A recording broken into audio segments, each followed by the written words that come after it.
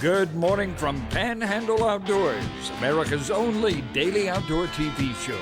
Your source for fishing, hunting, and information for folks who enjoy the great outdoors. Now sit back, relax. It's Panhandle Outdoors. Good morning, folks. Welcome to Panhandle Outdoors. I'm Winston Chester. Glad to hear this morning. We have a special guest, but first, let's take a look at our weather. Brought to us by Gulf Coast Air Conditioning and Drew Pollard and hard-working crew, taking care of our everyday comfort needs. And how about an 81 high and a 61 low? That's pretty comfortable. Our water temperature is right now at 73 even. It did drop 1 degree this week, so 73 at the end of the pier. Take a look at our river readings brought to us by Mountain Dew. Get out and do. We're looking at Apalachicola Bunchtown at a 2.1, mighty low there. And the Choctaw Caravelle has gone up a little bit, up to 3 foot. So watch that surge of water coming down the river. But it's going to start dropping back out. And we're not going to have a whole lot of high water anytime soon. So just take advantage of, always look on the good side of these low rivers. You can take advantage of it and take some, get in some good areas where the fish is going to be sort of concentrated, as we've talked about it before. Our tide chart brought to us by Kent Forest Lawn. Today's November 3rd. We got a decent tide today, but then it's going to wane off tomorrow, and especially Saturday will be in neap tides, one of the few neap tides all month. So not getting a lot of tidal flow. The wind will be coming out of the north at about 8 to 9. All right, let's take a break and we'll be right back. Okay, welcome back, and welcome to one of our regular guests, Daniel Cole. How's it Welcome going? back, Thank you. glad to have you. And I asked him as he come in now, what have you been up to lately? And he's been Work. work. So we can all identify with that. But you did say you had next week you got a nice quail hunt set up. Tell us about that. Well, just looking to cut out. I got a day planned out next week. Friends getting together and going to get the dust off the shotguns and the dust off the dogs and get the season rolling. You know, there's something special about what we're talking about. There's something special about wing shooting, dove and quail. And I was telling Daniel, if you remember the videos, I was quail hunting every year, a couple times a year. The last couple of years, we just hadn't gotten together. It's one of those situations where you can't just go and do it by yourself. You have to have dogs and a place to go. That's right. And you have that now.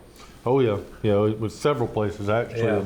and there's more places opening in the area. I mean, there's a couple really good quail operations now as close as Mariana. Okay. And so we're going to go to Alabama this go around, but we're all over the place. So got birds will travel. There's a group of y'all that are doing it then. Yeah, there's a few of us, and fortunately, the dogs they have their own dogs, and so I don't have to fool with that, and I mostly just go for the shooting, and that's the part I enjoy most anyway. And we talk about it. It's a teamwork kind of thing. Yeah, You have the dog, you have the handler, you have the shooter, and you spread out with your teammates and all, and know who's going to shoot that time and all. It's just a good, everything comes together. It does. It takes good coordination, and mostly just really the intelligence of these dogs is like. It's amazing what they can be trained to do and what they will do, and be so disciplined at it. So yeah. It's a lot of fun. What kind of dogs would these be? Short-haired springers. The short-haired springer. Yep. Around these, I call working dogs. It could be a blue heeler or a springer, a spaniel, or something like that. Yep. These working dogs, I think their intelligence level. I know all dogs are smart, but those working dogs seem to be bringing to this level. They really are. The German wire hairs and all of them. There's several different breeds that actually work well in that environment. And it's funny how they're predicated that way. And you got other dogs that won't do that, but they're whatever. Police dogs and stuff have their own gifts. So it's just neat. I love working with dogs. I love animals anyway. So. It's just fun to get out there and let them work. And that's why we spend so much time talking about it and encouraging you, even if you don't participate, you just go there and just observe what these dogs do. It's amazing how smart they are. Well, you think about it, I mean, how intrinsic they are to the operation, because, you could go out. How many times have you been in the woods? If you almost run into a quail, it's like it'll startle you. They get off the ground quick. You'd never expect that they're there. You know, there's no way you could successfully go hunt quail without the dog's part in it, you know. I mean, they really open that door to success, so. And I've talked about it before. I've talked to these people called Quail Unlimited, and there's a group, an organization across America who's trying to replenish the quail population. And the FWC, a lot of the state agencies are now doing that on some reserves and all, but a lot of individuals have. And we've always talked about growing up, how many quail were out there, and now, you know, there's not. And a lot of people had to go on a hunt, had to plant the quail and those kind of things, and then it's the predators, I think, over the years is what they've told me, with the coyotes and coyotes especially. Bobcats get them.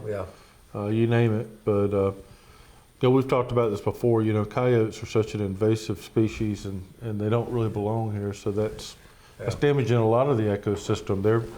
I saw something a while back. They're representative of the largest part of the loss of fawns is that coyotes. Is that, you know, they catch them in that state. So when they're helpless and can't get up and do nothing for themselves, you know, that's when they get them. So And when I talked to different landowners, Billy Brown up there in Alabama, and different ones that they've tried, you know, extensively to replenish their quail population, and they have on camera they have the coyotes going on there and all. So it's a challenge. But where I live out there, I used to hear quail, you know, late in the afternoon. And it was just such a, I haven't heard them in years. That's a true old Southern experience there, sitting on the porch, drinking coffee, and listening to the quail in the evening. Yeah, when I'd hear them, I just sort of reminisce back about, you know, your dad talking about them and just see them in the woods. But anyway, we're going to talk about boats, but we want to talk about quail first because, you know, I would encourage you to do some wing shooting, and it's just a lot of fun. Well, you know, even if you're not a great shot, just getting out there watching the dogs work and following them and seeing how they do and being out in nature is it's such a blessing to me. I'm so busy all the time. I rarely get time to even go outside, so I try to make the most of it whenever I can. So. It's just so relaxing. Yep, very much so. One more question on it. How's the snakes and all? Have y'all been doing okay with snakes? You know, that's something I always worry about. I was walking the other day.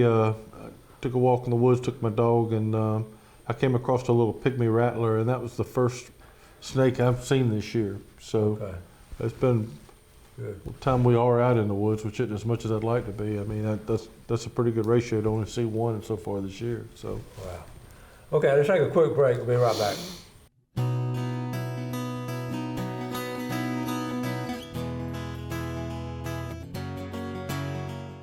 Okay, welcome back. Sitting with Daniel Cole, our boat expert. We've been talking about quail hunting, but let's talk a little bit about boats and all. And I was talking to Seacoast Marina, Captain Kim, the other day, and she was telling me it's about time for the loopers to start arriving. And for those of you who don't know, those are the folks who make a loop all the way down to Mississippi, across the Gulf, and up the Atlantic coast, and back to where they started. Make a big loop, and they start at different places. So you're well aware of the loopers. Oh yeah.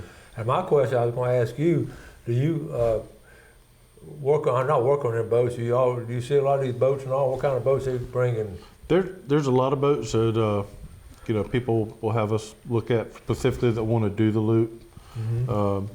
Something really nice. I mean, a bigger ones like the Grand Banks, really nice cruisers, and then you have more moderately priced boats like the Sea Dories and others like that. And these little boats, some of them are like very compact, kind of like a little compact camper trailer the way they're done, but they're suitable for that type of trip. They're very rugged, they're not very fast, but they'll make that trip and they're reliable. So yeah. So there's all different sizes coming through. Right, Ranger Tug, they make some nice boats for that type of operation, and but there's a lot available for that, different styles, but typically those low slung cabin type cruisers, you know, are what people like to use for that. The folks, and I've been down there where some of them, they'll just dock up, and they love stopping in Carabel. One is just a neat place, you know, what they call it neat. I'll say a cool place, but it's a neat place. And, they of course, they go across the road to the grocery store and just stack stash back up the food, but they told me they love walking around Caravel. Now many places along the way they can stop like Caravel. It's usually a bigger place with more people. That's right. You know, typically that kind of atmosphere you're going to get there, or maybe Apalachicola too. You know, Yeah, they come both through. of those places. But either place you can get some good seafood, and you're going to get you know what you need. So it's a nice endeavor. That's cool. I meant to ask them. I wonder how much money they spend on gas and making a big loop. Probably on diesel, it's probably a good chunk. But it's one of those bucket list kind of things where you just plan on it for years and get the right boat, and it's interesting. It's interesting. Most of the people who are going to do that seem to be always kind of 50s to 60s. Yeah. You know, that age bracket that's ready to do that. That's a good point. They're still healthy enough to do it, and they can take the time to do it. That's right. How long, roughly, do you know how long it takes them? It depends on the boat and who's going. I mean, some people rush it and they go really quick, and then some people really take their time, and it's really dependent on the boat. Yeah, I guess so. How long they want to spend. How long they want to spend. Yeah. Because a lot of them, as they go, they'll stop along the way and they'll stay in place for a while, you know? So. And I've done several boats for people who have actually done it several times. Really? So, yeah, it's like a draw for them. Yeah. And speaking of dogs, most of them have a dog with them. Seems like they have a little dog with them. They do. That's a fact. That's a fact. And they'll walk them off on They're the dock. good, comfortable, good company. Yep. All right, now along the boats, let's go from the loopers to down to Fort Myers. You've seen pictures of all these boats, crashed up. It's amazing the force of nature. And I know you saw the pictures and all. We always worry about it going way back to even the Camille days about boats being damaged, the cars being damaged, and sort of fixed up, put back on the market. Right. So, what do you think about that?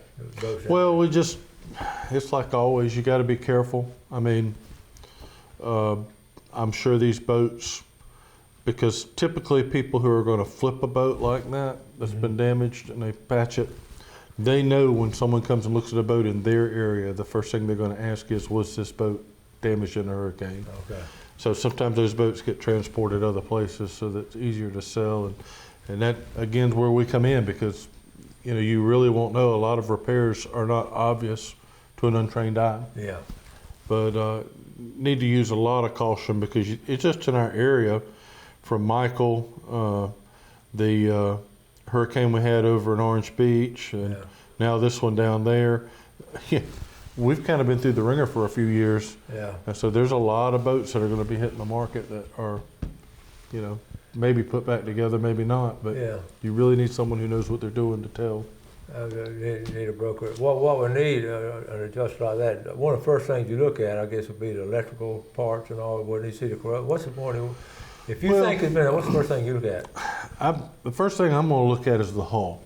Okay. Because we're certified in hull and machinery. Your average surveyors are surveyed, are in the discipline of what they call yacht and small craft, which covers everything. Mm-hmm. But hull and machinery is the top level tier, because it's very directed. And when you go through that, I want to know and be sure that, that boat, if I recommend it to somebody, that we don't see any damages that have been pieced together. There's no saturation in the hull, and then that again takes specialized tools that, you can't just go down to Home Depot and get a moisture meter and work on fiberglass. Yeah. You got to have the right equipment. So we'll go through all of that. Now, oftentimes the electrical system will betray a boat that's been underwater, because it'll turn blue-green, the wiring, and you can tell just looking at it. But again, some people will look at things, we find that all the time, and they're like, I didn't know that was that bad. Yeah. I just thought that was just being in the salt air. So. Yeah. Let me ask you this: what if somebody goes in there and they know that it's been in there? They know it's been there, and they know how much, and they know the wiring is messed up, but it still feel like a hole and all. How much is it? A lot of money to get all rewired and all? I mean, they're willing to do that. Depending on the size of the boat. Okay. Now, of course, like a center console, that's easy typically. Yeah. But if you have like a cruiser, where you may possibly have to decap the boat to actually rewire it, I mean, it can get very expensive very quick. So I often wonder about it. Is it like people buying, cars and all that's been a wreck? They know it's been a wreck, but they can repair it and all. So. Well, and the thing about that is, There's a lot of misleading information about that. Okay. Because of the way that the copper wire is on a boat being stranded, it has an action where it'll actually leach the water up into the wire. A lot of people, when a boat sinks, they think, well, you can pull it out, you just trim back the wire a little bit, but typically an insurance company will look at a boat that's submerged as totaled, whether or not physically it's damaged, because all of that's got to come out. And that's the right way to fix it. People will cut corners, they'll trim a little wire back, put some no-seas or something on it, trying to keep it from corroding, but it's not the same, and it will just continue to corrode, and chances are you're going to have electrical gremlins for the rest of the life of that boat that you own. So you recommend it's really not worth it to do? I mean, no, it save you a few bucks up front and cause you a lot of misery down the road. Okay, good advice right there, and coming from an expert. All right, let's take our final break. We'll be right back.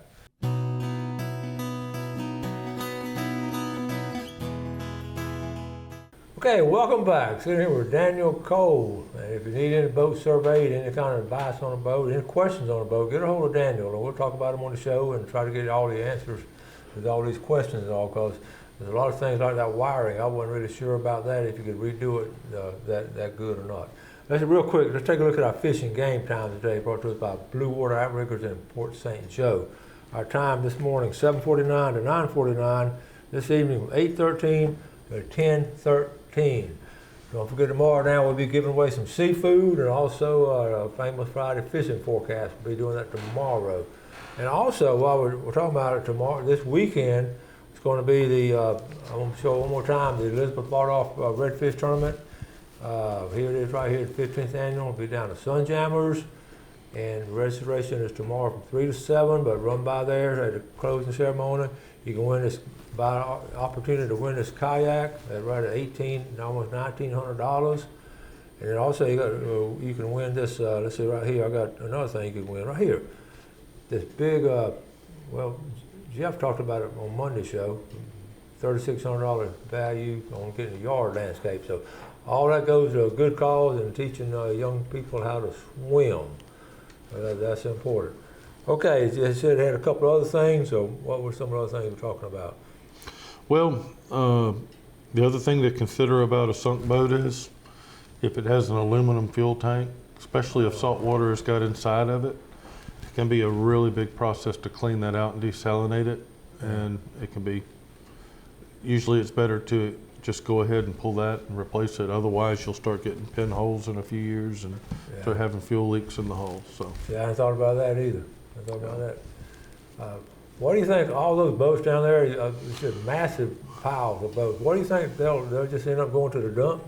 Most of them. Some of them will, but I know that even here after Michael, there were some boats that we condemned. You know, said they were constructive total losses, and you know, the insurance company, once they pay out, they'll still turn around and sell those boats off to somebody for next to nothing, and then they'll resurrect them. And depending on the quality and the experience of the person trying to do that, makes a big difference on what the end profit is, because most of them are thinking, we can flip this and make a buck. So again, just that's why being cautious. You want to be careful of that kind of stuff. That's right.